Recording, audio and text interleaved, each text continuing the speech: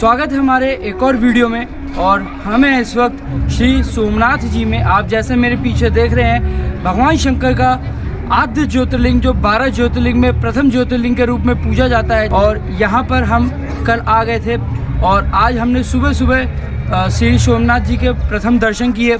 उसके बाद हम गए पुराने सोमनाथ मंदिर में दर्शन करने के लिए।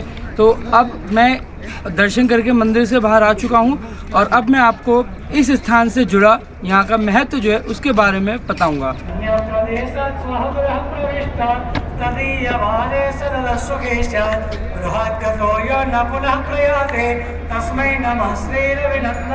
सोमनाथ ज्योतिर्लिंग आपका 12 ज्योतिर्लिंग में प्रथम स्थान पर आता है। सोमनाथ ज्योतिर्लिंग का मंदिर वेरावल के सोमनाथ जिले में स्थित है, जो आपका वेरावल रेलवे स्टेशन और वेरावल के बस स्टैंड से यहाँ की दूरी है मात्र 6.5 किलोमीटर और बिल्कुल अरब सागर के कोने पर स्थित है आपका सोमनाथ ज्योतिर्लिंग मंदिर। आपकी जानकारी के लिए सोमनाथ मंदिर का इतिहास कुछ इस प्रकार है। राजा दक्ष की 27 कन्याएं थी जिनका विवाह चंद्रदेव से हुआ था, परंतु चंद्रदेव अधिकांश समय और सबसे ज्यादा प्रेम रोहिणी को किया करते थे। तो जब राजा दक्ष को इस बारे में पता चला तो उन्होंने चंद्रदेव को क्षय होने का श्राप दिया। सभी देवताओं की विनती करने पर राजा दक्ष ने चंद्रदेव को ये उपाय बताया कि वह सौराष्ट्र के इस स्थान पर आके भगवान शिव की आराधना करें और जब भगवान शिव उनकी आराधना से प्रसन्न होंगे तभी उनके क्षय होने का जो श्राप है वो मुक्त हुआ। तो चंद्रदेव ने इस स्थान पर आके 10,000 महामृत्युंजय मंत्रों का जाप किया, जिसके फलस्वरूप भगवान शिव चंद्रदेव से प्रसन्न हुए और उनको इस स्थान पर दर्शन दिए। क्योंकि चंद्रदेव ने यहाँ पर महामृत्युंजय का जाप किया तो भगवान शिव ने चंद्रदेव को अपने शीर्ष पर स्थान दिया, घोषणा करी कि आज से यह स्थान सोमनाथ के नाम से जाना जाएगा और यहाँ पर स्थापित जो ज्योतिर्लिंग है उसकी सोमनाथ ज्योतिर्लिंग के रूप में, प्रथम ज्योतिर्लिंग के रूप में पूजा की जाएगी। तो यह इस स्थान का महत्व और कथा है जो मैंने आपको बताई। तो मंदिर में किसी भी टाइप का electronic item, phone, camera, mobile, घड़ी ले जाना अलाउ नहीं। यहाँ तक कि आपका पर्स भी मंदिर के अंदर नहीं जाएगा। मंदिर के बाहर ही फ्री लॉकर रूम की सुविधा उपलब्ध है, जहाँ पे आप अपना सामान जमा करा के अंदर मंदिर में दर्शन करने के लिए जा सकते हैं। सोमनाथ ज्योतिर्लिंग से दर्शन करके हम दर्शन करने गए पुराने सोमनाथ ज्योतिर्लिंग में, जिसे स्थापित किया था अहिल्या बाई होलकर जी ने, जो मालवा की महारानी थी। 1703 ईस्वी में मंदिर पूरी तरीके से ध्वस्त हो गया था। उसके बाद 1783 ईस्वी में लगभग 80 साल के बाद अहिल्याबाई होलकर जी ने पुराने सोमनाथ मंदिर का जीर्णोद्धार कराया। अहिल्याबाई होलकर को सपने में भगवान शिव ने दर्शन दिया। उनसे कहा कि सोमनाथ तट पर स्थित मेरा एक ज्योतिर्लिंग है, उसको आप मंदिर बना के स्थापित कीजिए ताकि आने वाले समय में वहाँ पर लोग आकर मेरे दर्शन कर सके। सोमनाथ मंदिर को सबसे पहले महमूद गजनवी ने सन 1085 ईस्वी में लूटा और नष्ट किया था। दूसरी बार औरंगजेब ने हमला किया और मंदिर को नष्ट किया।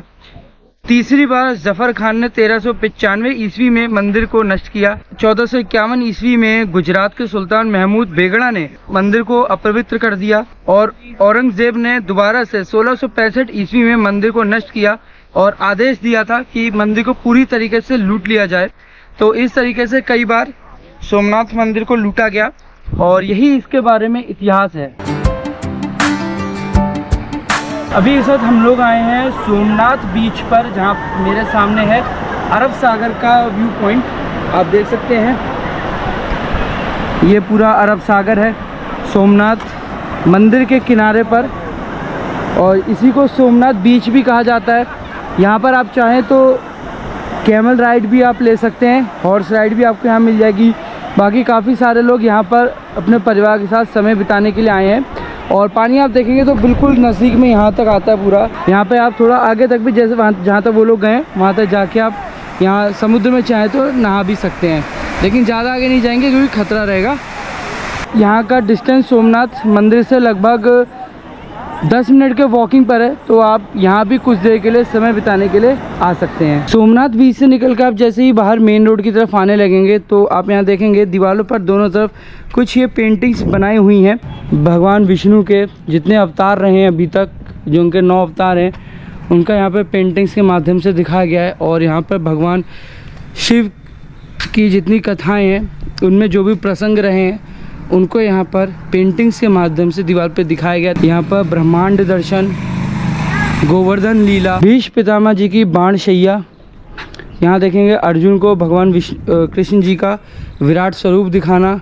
यहाँ पर कृष्ण सुदामा मिलन। ऐसे यहाँ पे देखेंगे तो भगवान शिव सभी साधु संतों को कथा सुना रहे हैं। महाप्रभु जी बैठक, इधर 12 ज्योतिर्लिंग, जितनी भी कथाएं हैं सब यहाँ पर आपको पेंटिंग्स के रूप में दिखाई गई हैं कि जो भी यात्री यहाँ पर आए वे इन सब चीज़ों को देखें और चीज़ों को समझें। सोमनाथ बीच से मात्र 8 मिनट का वॉक करके मैं पहुंचा हूं अभी श्री राम मंदिर दर्शन करने के लिए। तो अगर आप लोग सोमनाथ दर्शन करने के लिए आ रहे हैं तो आपका जो सोमनाथ मंदिर के बाद प्रथम दर्शन स्थल होता है ये राम मंदिर होता है। और प्रवेश यहाँ से, यहीं से हम अंदर जाएंगे। जैसे ही प्रवेश करेंगे सामने भगवान राम का ये मुख्य मंदिर है। चलते हैं, अभी तो दर्शन ओपन है तो अभी चलेंगे दर्शन, और पहले दर्शन करके आते हैं फिर आपको इस स्थान के महत्व के बारे में बताऊंगा।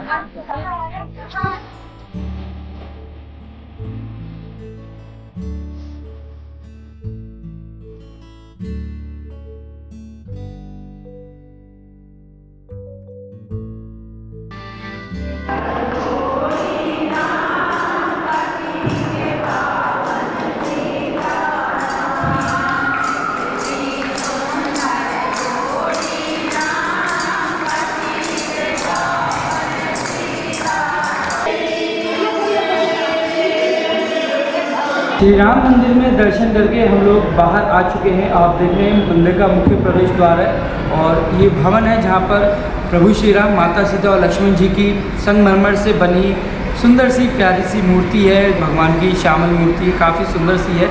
और इसके बाद मंदिर में दाहिनी ओर हनुमान जी के दर्शन होते हैं और बाईं ओर गणेश जी की प्रतिमाएँ हैं।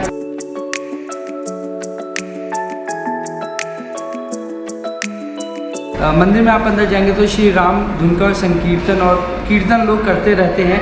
दर्शन करने के बाद आप चाहें तो एक किताब रखी हुई है, उसमें आप राम नाम भी आप लिख सकते हैं। 11 बार, 81 बार, 51 बार, 101, जितना मर्जी आप चाहें वहाँ पे अपना नाम वगैरह भी आप लिख सकते हैं। तो मंदिर में जैसा कि हमने दर्शन कर लिए हैं और अभी यहाँ से अब बाहर चलेंगे और इसी रास्ते को फॉलो करते हुए हम आगे भालका तीर्थ की तरफ जाएंगे।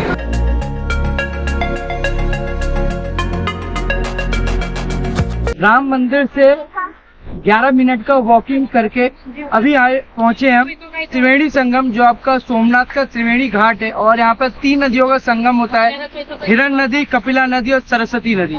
ये मुख्य प्रवेश द्वार है और यहीं से हम अंदर की तरफ चलेंगे। संगम स्थान देखने के लिए आप कैसे जा सकते हैं वो सारी जानकारी मैं आपको इस वीडियो में यहाँ अंदर पहुँच के दूंगा। त्रिवेणी संगम घाट हम लोग पहुँच चुके हैं। आपकी जानकारी के लिए बता दूं, यहाँ पर 3 नदियों का संगम होता है, हिरण नदी, कपिला नदी और सरस्वती नदी। सरस्वती नदी जैसे कि बद्रीनाथ में ही विलुप्त हो जाती है, प्रयागराज में भी आपको सरस्वती नदी के बारे में जानकारी मिलती है, लेकिन आज के समय में वर्तमान में वहाँ पे भी सिर्फ गंगा और यमुना का संगम होता है। और यहाँ पर मेन जो संगम आप देखेंगे कपिला नदी और हिरण नदी का होता है। अगर यहाँ पर आप संगम स्थान जाना चाहते हैं तो उसके लिए बोट राइड आप ले सकते हैं। बोट वाले यहाँ पर 150 रुपये पर हेड चार्ज करते हैं, 150 रुपये प्रति व्यक्ति लेंगे और आपको संगम स्थान उस जगह पर लेके जाएंगे जहाँ पे कपिला नदी और हिरण नदी का संगम होता है। अगर आपको संगम देखना है तो आपको बोट से वहाँ तक जाना पड़ेगा, उस वाले स्थान तक। बोट आपको वहाँ लेके जाएगी, वहाँ से आपको हिरण नदी और कपिला नदी दोनों अलग अलग दिखाएंगे और उसी जगह से संगम होता है हिरण नदी कपिला का। त्रिवेणी संगम से मात्र 2 मिनट का आपको वॉक करके आना है। ठीक सामने आप पहुंचेंगे श्री शारदा पीठ सोमनाथ और द्वारिकाधीश मंदिर की जो ट्रस्ट है शारदा पीठ, और शारदा पीठ के शंकराचार्य उन्हीं का ये मठ है और द्वारिकाधीश मंदिर को संचालित भी शारदा पीठ ही करता है। तो सोमनाथ में यहीं पर श्री शारदा पीठ का ये मंदिर है और यहीं पे हम दर्शन करना है। साथ ही यहाँ पर अन्य मंदिर भी हैं। चलते हैं अंदर और जो मंदिर यहाँ पे दर्शन के लिए क्या क्या दर्शनीय स्थल यहाँ पे रहेंगे। शारदा पीठ मंदिर में दर्शन करने के लिए हम जाएंगे सबसे पहले श्री कामनाथ महादेव मंदिर में।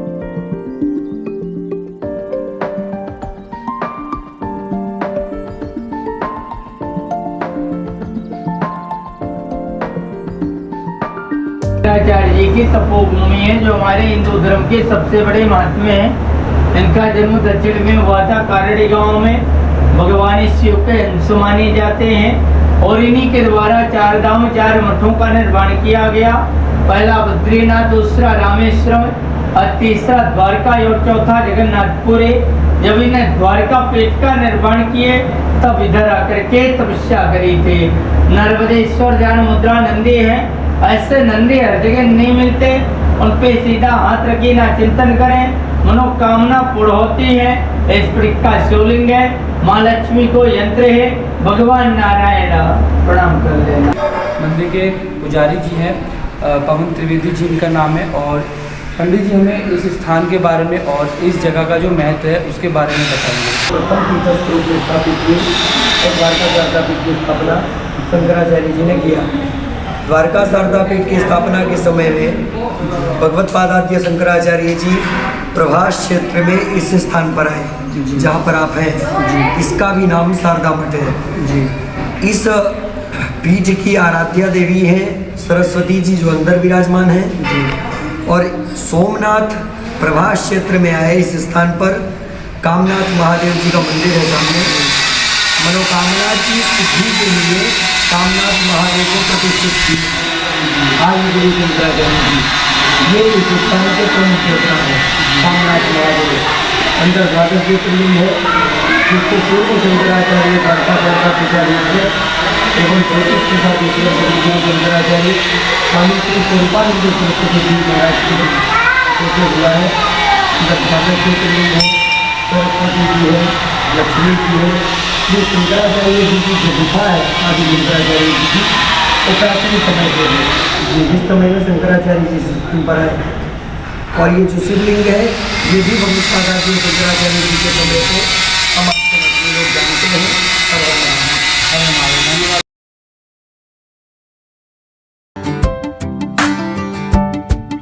शारदा पीठ मठ से सीधा 10 मिनट का पैदल रास्ता तय करके हम अभी इस स्थान पर आप पहुँचे हैं। और यहाँ से सूर्य मंदिर, 5 पांडव गुफा और श्री हिंगलाज माता जी गुफा जाने का रास्ता है।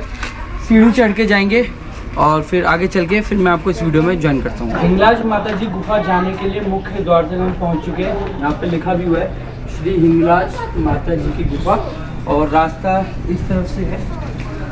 5 पांडव भाई युधिष्ठिर, भीम, अर्जुन, सहदेव, नकुल, हिंगलाज माता जी की ये प्रतिमा यहाँ पर बनाई हुई है। और नीचे तो देखेंगे यहाँ पर द्रौपदी की प्रतिमा यहाँ दीवार पर बनाई हुई है।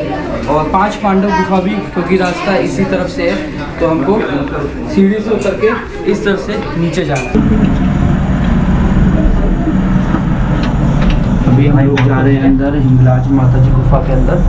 और हिंगलाज माता गुफा को पांडव गुफा भी कहा जाता है, क्योंकि ये पांडवों के समय की उन्होंने इस गुफा का निर्माण किया था। एक करके बैठ के यहाँ पर आएंगे तभी आप आ सकते हैं, क्योंकि जैसा आप देख रहे हैं काफ़ी पतली और संकरी गुफा है। और यहाँ पर गर्मी भी काफ़ी ज़्यादा है, इसलिए यहाँ पर पंखा वगैरह लगा रखा है। कहीं से भी हवा आने का यहाँ पर कोई नामो निशान नहीं है।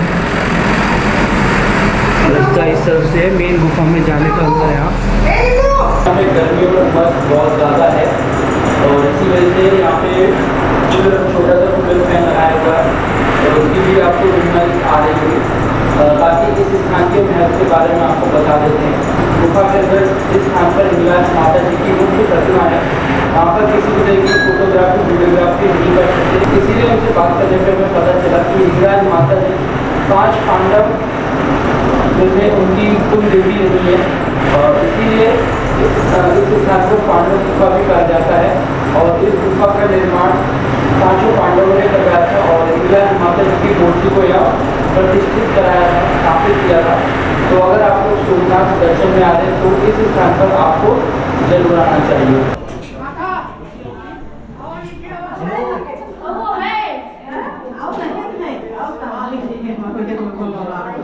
पांडव गुफा और हिंगलाज माता जी गुफा से जैसे ही आप दर्शन करके बाहर निकलेंगे, ठीक सीढ़ी चढ़ के आपको ऊपर आना है और आप पहुंचेंगे सूर्य भगवान जी के सूर्य मंदिर में। और यहाँ पे साथ में सूर्य कुंड भी है, तो चलते हैं अंदर, दर्शन करके आते हैं।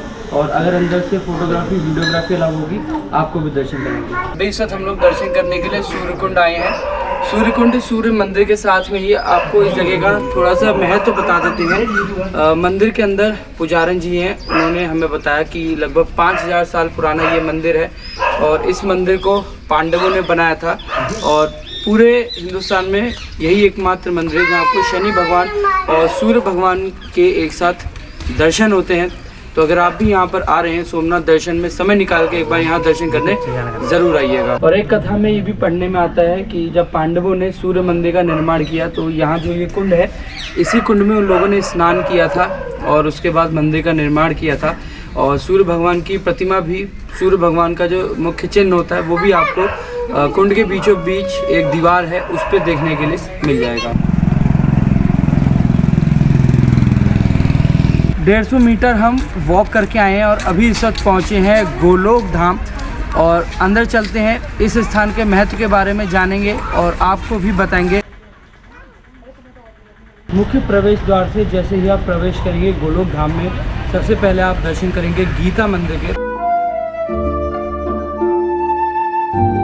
गीता मंदिर में दर्शन हमने कर लिए हैं, दर्शन करके हम बाहर आ चुके हैं। मंदिर में जैसे आप प्रवेश करेंगे मुख्य भवन में आपको भगवान श्री कृष्ण की सफ़ेद संगमरमर से बनी सुंदर सी मूर्ति के दर्शन होते हैं। भगवान ने नीले वस्त्र धारण किए हुए हैं। अभी हम दर्शन करने आए हैं श्री बलदेव जी मंदिर, जो आपकी बलदेव जी की गुफा है यहाँ है। इस तरफ दर्शन करने नीचे की तरफ से जाएंगे, थोड़ा सा नीचे से हमको चल के जाना पड़ेगा। बलराम जो शेषनाग के अवतार हैं, जो श्री कृष्ण के बड़े भाई जिन्हें वे बलराम कहते थे, उनकी यहाँ आप देख सकते हैं सफ़ेद संगमरमर से बनी एक खूबसूरत सी मूर्ति है। इस वक्त हम लोग श्री बलदेव मंदिर, बलदेव जी की गुफा में हैं और आप देखोगे तो स्वयं साक्षात शेषनाग के दर्शन आपको यहाँ पर होते हैं और यहाँ पर बलराम जी की एक चरण पादुका है। साथ में यहाँ पर भोलेनाथ भगवान शिव शंकर के आपको दर्शन होते हैं। अगर आप सोमनाथ दर्शन में आ रहे हैं तो गीता मंदिर आइए, जो आपका गोलोक धाम है, गोलोक धाम आइए, यहाँ पर बलदेव जी की गुफा के दर्शन जरूर कीजिएगा। तो दर्शन करने के लिए हम आए हैं श्री लक्ष्मी नारायण मंदिर। जैसे ही आप बलदेव जी मंदिर या बलदेव जी गुफा से जैसे ही आप बाहर आएंगे, आपको हल्का सा राइट हैंड मुड़ना है, लेफ्ट हैंड मुड़ना है सॉरी, और आप आएंगे सीधे दर्शन करने श्री लक्ष्मी नारायण मंदिर। जैसा कि मैं अंदर देख पा रहा हूँ, यहीं से भगवान विष्णु और माता लक्ष्मी की सफ़ेद संगमरमर से बनी मूर्ति है जिसके यहाँ दर्शन होते हैं। के अंदर हम लोग आ चुके हैं और जैसा कि आप देखेंगे काफ़ी भव्य मंदिर बना है। सामने गर्भगृह में भगवान विष्णु और माता लक्ष्मी की सफ़ेद संगमरमर से बनी मूर्ति, जैसा कि अभी कुछ देर पहले आपको बताया था। और यहाँ पर आप ऊपर दीवारों में देखेंगे, ऊपर की तरफ आप देखेंगे तो पूरा ब्रह्मांड यहाँ पर बना रखा है।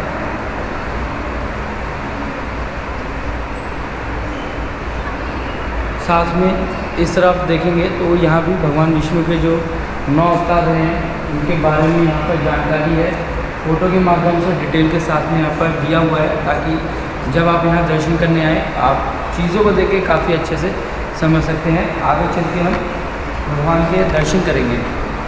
सुंदर दर्शन हुए और बहुत अद्भुत लगा यहाँ मंदिर में आके, इतनी सुंदर, और जो भगवान का श्रृंगार था वो बहुत ही सुंदर तरीके से यहाँ किया गया है। अभी यहाँ से बाहर चलेंगे और आगे और भी जो यहाँ दर्शन स्थल जो भी मंदिर है वो हम यहाँ देखेंगे।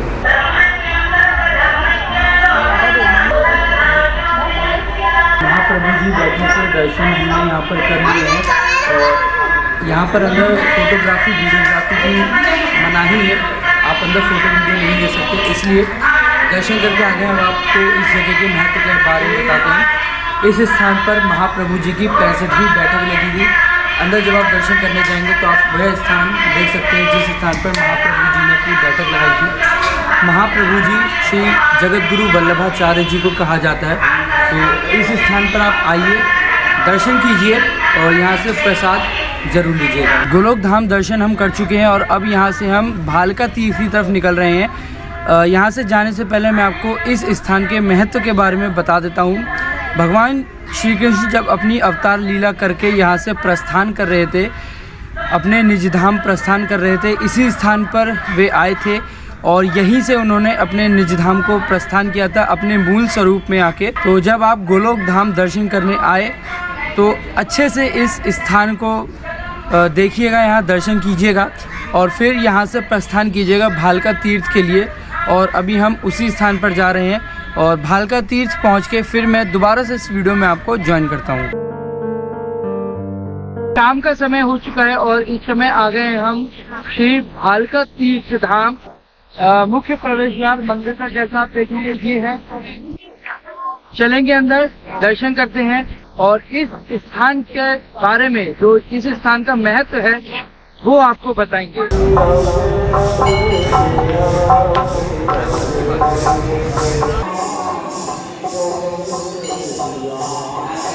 मंदिर से दर्शन करके बाहर आ चुके हैं और अब आपको इस स्थान के बारे में बताएंगे कि इस स्थान का इतना महत्व क्यों है कि लोग यहाँ पर दूर दूर से दर्शन करने के लिए आते हैं। भालका तीर्थ वेरावल जिले में स्थित है और पाटन से वेरावल के मार्ग में यह स्थान आता है।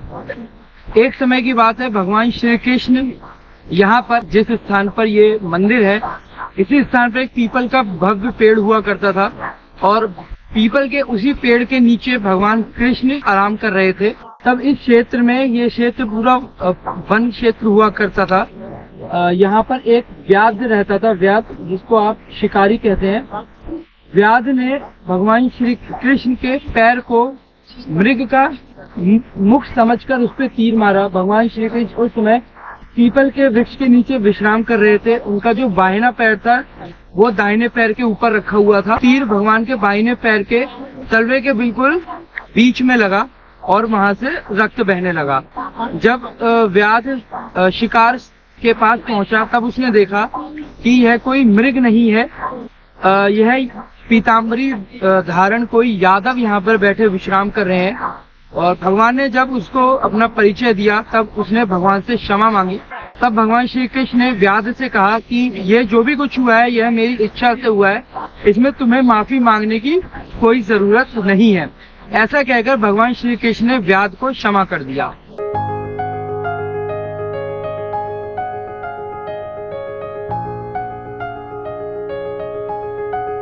इस स्थान से जुड़ी जो दूसरी कथा है वह यह है कि त्रेता युग में वन गमन के दौरान भगवान राम की मुलाकात सुग्रीव से होती है। सुग्रीव बताते हैं कि किस तरह से बाली ने सुग्रीव से उनका राज्य का छीन लिया, उनको किष्किंधा से भी निकाल दिया है। तो भगवान राम सुग्रीव की सहायता करते हैं बाली से उनका राज्य वापस दिलाने में। और जब बाली और सुग्रीव की आपस में द्वंद्व युद्ध होता है, क्योंकि बाली को ऐसा वरदान था जो भी उसके सामने आएगा तो उसका आधा बल बाली के अंदर चला जाएगा। तब भगवान श्री कृष्ण ने एक पेड़ की आड़ लेके बाली को छुप के तीर मारा। द्वापर युग में वही बाली व्याध बने जिन्होंने भगवान श्री कृष्ण के पैर में तीर मारा था। तब भगवान श्री कृष्ण ने व्याध से कहा कि तुम्हें चिंता करने की कोई जरूरत नहीं है, यह सब कुछ मेरी इच्छा से हुआ है, क्योंकि पूर्व जन्म में मैंने तुम्हें छुप कर तीर मारा था, उसके उपरांत तुमने मुझे श्राप दिया था, वही श्राप की ये पूर्ति हुई है।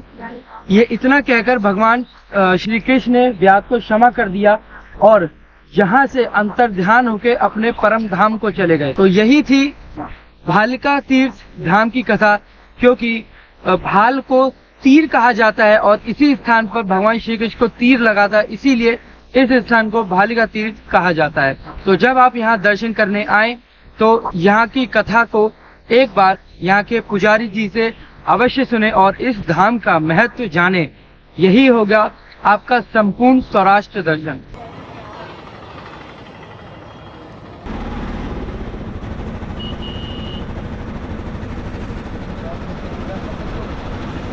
अभी ऐसा है कि हम इस वक्त आए हैं लेज़र लाइट शो देखने के लिए, जो शाम को 2 स्लॉट में होता है, एक 7:45 पे और एक 8:45 पे।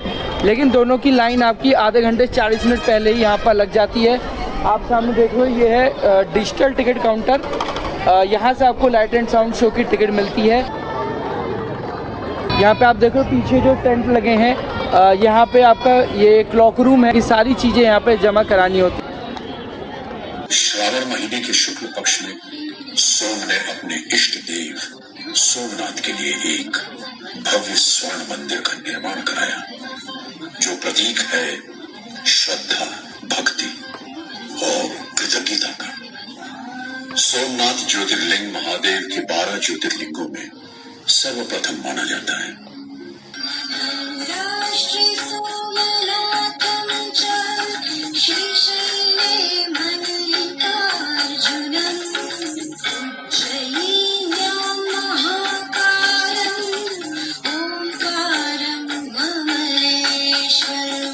सोमनाथ मंदिर में हीरे मोती माणिक जैसे कई बहुमूल्य रत्नों से सजे कई स्तंभ थे और मंदिर के गर्भगृह के केंद्र में देवाधिदेव भगवान शिव का ज्योतिर्लिंग हवा में बिना किसी आधार के जमीन से ऊपर स्थापित किया गया। यह अद्भुत दृश्य देखकर सभी लोग आश्चर्यचकित हो जाते थे। मंदिर में 1 टन से भी अधिक वजनी सोने की घंटी सोने की भारी जंजीरों से बजाई जाती थी। हजारों पंडित मंत्रोच्चार करते थे। यहाँ समुद्र तट पर यह स्तंभ खड़ा है। दिशा सूचक त्रिशूल लगाया गया है। इस तीर की दिशा में सीधे जाने पर दक्षिण ध्रुव तक कोई भूमि क्षेत्र नहीं आएगा, केवल जल मार्ग ही होगा। भारत माता की जय। जय सोमनाथ। रात के तकरीबन बज रहे हैं 10:30 और हम इस वक्त रात का डिनर करने के लिए आए हैं सरदार रेस्टोरेंट, जो आपका सोमनाथ ट्रस्ट द्वारा संचालित ट्रस्ट कंपाउंड में ही है, जहाँ पे आपका लीलावती भवन और trust office, Somnath trust office है, यहीं पर है ये। और यहाँ पर हमने अपने लोगों के लिए रात के डिनर के लिए कुछ आइटम ऑर्डर किया है, जिसमें रोटी में हमने ये 2 तरीके की रोटियाँ ली है। एक आपका ये बटर नान है, साथ में तंदूरी रोटी भी ली है। सब्जी की बात करें तो सब्जी यहाँ पे वैरायटी ऑफ पनीर अवेलेबल है, जिसमें से हमने लिया है कढ़ाई पनीर। हमने इनको ऑर्डर किया था, बोला था कढ़ाई पनीर हमारे लिए। और साथ में यहाँ पर ये लिया था दाल फ्राई तड़के वाली। वाह, क्या गजब का तड़का है इसमें, देख सकते हो आप। तड़के का फ्लेवर आपको ऊपर से, देगी मिर्च का फ्लेवर आपको ऊपर से अलग से दिख जाएगा और बिल्कुल गर्मा गर्म खाना है।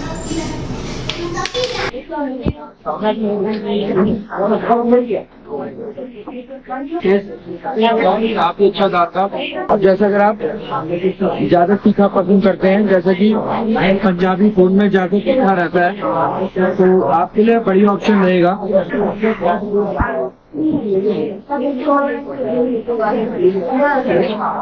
पनीर की सब्जी भी वाकई काफी बढ़िया है। और अगर स्वाद की बात करें तो स्वाद तो बाकी काफी है। नान भी काफी सॉफ्ट है। नॉर्मली पंजाबी रेस्टोरेंट में जिस तरह का खाना मिलता है, टेस्ट और क्वालिटी बिल्कुल वैसी है। तो अगर आप यहाँ सोमनाथ में दर्शन करने के लिए, घूमने के लिए आ रहे हैं और पंजाबी फूड अगर आप प्रेफर करते हैं, तो मैं रिकमेंड करूँगा आप सरदार रेस्टोरेंट आ जाएं। सोमनाथ ट्रस्ट का ऑफिस कंपाउंड कॉम्प्लेक्स में ही है और खाना भी आपको ऑन एन एवरेज आपके बजट में ही आपको मिल जाता है। तो भी फिलहाल अपना ये रात का डिनर फिनिश करते हैं और लगभग 15 से 20 मिनट के बाद दोबारा मैं आपको श्री सोमनाथ मंदिर में जो रात में शयन आरती से पहले के दर्शन होते हैं, उसी के साथ में हमने यहाँ पर अटेंड किया laser light show, 3D laser light show, जिसकी टिकट थी 50 रुपये पर हेड और लगभग 35 मिनट का ये शो था। और इस पूरे शो में जो वॉइस डबिंग है वो अमिताभ बच्चन जी की है। तो अमिताभ बच्चन जी की वॉइस डबिंग में आपको पूरा जो लेज़र लाइट 3D शो है वो आपको यहाँ पर देखने के लिए मिलता है। तो ये हमने 35 मिनट का शो अटेंड किया। उसके बाद हम गए खाना खाने के लिए और रात का डिनर करके अब फाइनली मैं हूँ इस वक्त सोमनाथ का जो पार्किंग एरिया है यहाँ पे। और आज की इस वीडियो को करते हैं यहाँ पे डे एंड। इसी के साथ में हमारे सोमनाथ दर्शन पूरे होते हैं और सोमनाथ की यात्रा हमारी पूरी होती है। और कल की डेट में हम यहाँ पे सुबह सुबह यहाँ से निकलेंगे सीधे दीव जाने के लिए। 2 हैं आपके, एक है दमन और एक है दीव। दमन आपका सूरत से पास पड़ता है और दीव आपका सोमनाथ के पास पड़ता है। क्या जानकारी रहती है, कैसे पहुँचेंगे, कितना समय लगता है, क्या क्या खर्चा होगा, वो सारा आपको कल की वीडियो में पता चलेगा। फिलहाल इस वीडियो को करते हैं यहाँ पे ख़त्म। बाय बाय, नमस्कार, शुभ रात्रि।